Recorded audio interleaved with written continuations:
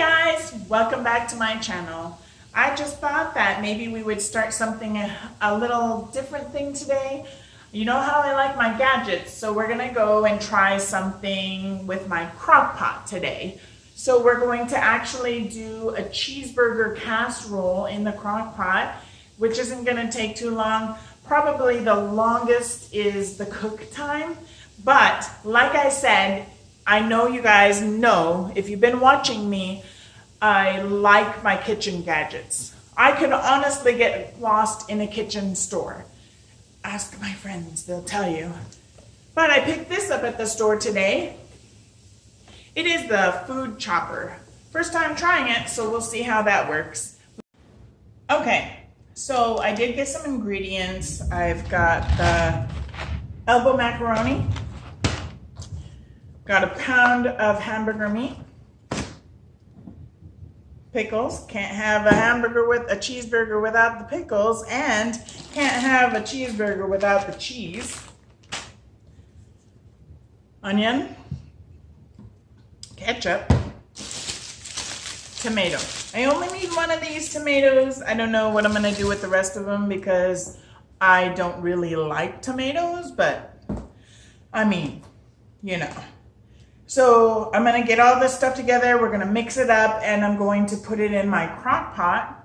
And like I said, the longest part of it would probably be the cooking in the crock pot. So let me get my hands washed. Let me get all the things taken care of. So we're gonna chop up an onion, and I'm gonna test it out for you. So let's just use my nicely, well, I didn't sharpen it too much with the new sharpener that I got. You'll know the story behind that in a little bit here.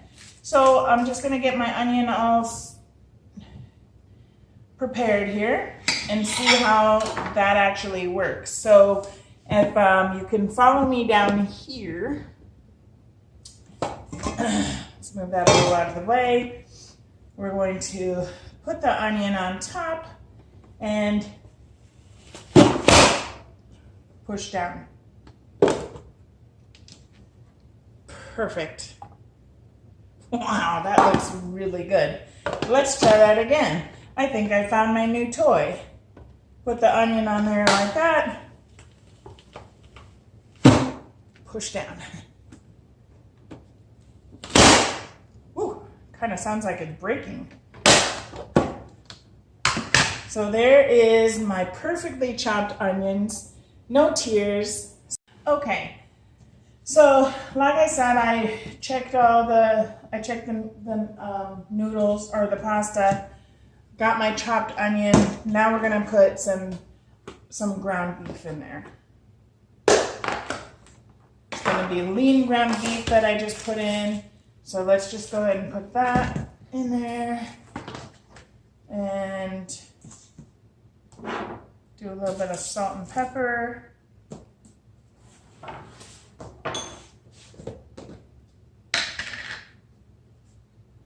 Usually you put about a teaspoon or so. I'm gonna do like a little bit more. And then with the pepper, it's optional. You can do the pepper if you want. I like the grinding pepper, so we're gonna put a little bit of that in there. So the pepper, we're gonna go ahead and do like a 1/4 cup of ketchup.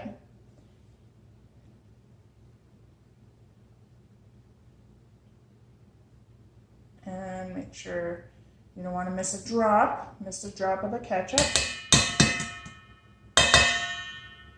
Go ahead and do that. And then what you're gonna do is you're gonna mix all this stuff together. Okay. So now you're gonna just go ahead and go in here and mix the ground beef and your onions. Just make sure that they're mixed up all together. I might have did a little too many onions, but I mean, hey, I like onions. So, and for most of the time they cook down anyway. So I just want to make sure to get this all gathered, like the onions to be incorporated into the meat. So I've got all that mixed up. We're going to go ahead and add, I use frozen cauliflower, so I just bought a bag of frozen cauliflower, and then I'm going to go ahead and add like 3 cups of sharp cheddar. Make sure that's sharp cheddar because obviously sharp cheddar has a lot of flavor in it. So I'm gonna go ahead and get one of these on again. Let's just do one this time and get it all mixed up together like so. You get your cheese and your cauliflower, your onion, and your meat all incorporated, all mixed together. This is a lot of food, which thankfully this will last for, you know, a couple lunches at work. I'm not sure. We're just gonna, because this is supposed to be like a cheeseburger casserole. So I have the burger, I have the onion, the cheese, and the cauliflower. I think that maybe the point of the cauliflower is maybe to have like a lettuce taste to it, maybe. Not sure. So I do have my pasta here, and I'm going to add it to my mixture. All right. Just go ahead and mix that in again. Just don't want to mush it up. We don't want mushy pasta. We want to make sure that it's mixing really nicely. And I think I could probably use a little bit more pasta in it. We just want to go ahead and incorporate it all together and make sure that once it's incorporated, we can definitely throw it into the crock pot and it'll be okay. Usually on hamburgers, you have a lot of things going on, but this, I mean, I've got flavor in here, so. All right, so the next thing we're gonna do is we're gonna get it ready to, pour it into our crock pot and leave it to cook on high for about 3 to 4 hours. So go ahead and throw all of this into the crock pot. Yes, the whole thing. This thing is heavy, so I don't want it to just flop in there. Ooh. All right. That's a lot.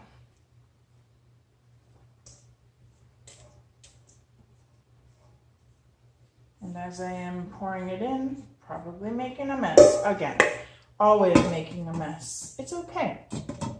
That's what we do. Actually, I shouldn't generalize that. That's just what I do. So anyway, all of this is in there. That's all, like I said, it's a lot.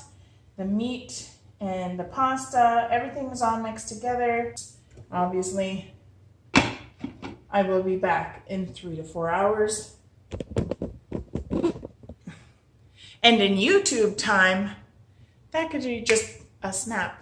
Here's what I have. This is my cheeseburger casserole. I've got the tomatoes on there.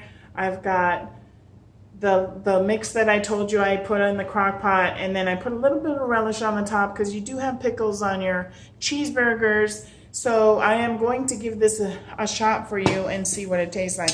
I did not cut up the tomatoes only because I don't like tomatoes too much. And basically, I don't know, I guess it's okay in some dishes. Someone asked me if I ever ate BLTs. Yes, I have had BLTs, but I just don't like tomatoes. So, so with all that being said, here goes the first taste of this cheeseburger casserole in a crock pot.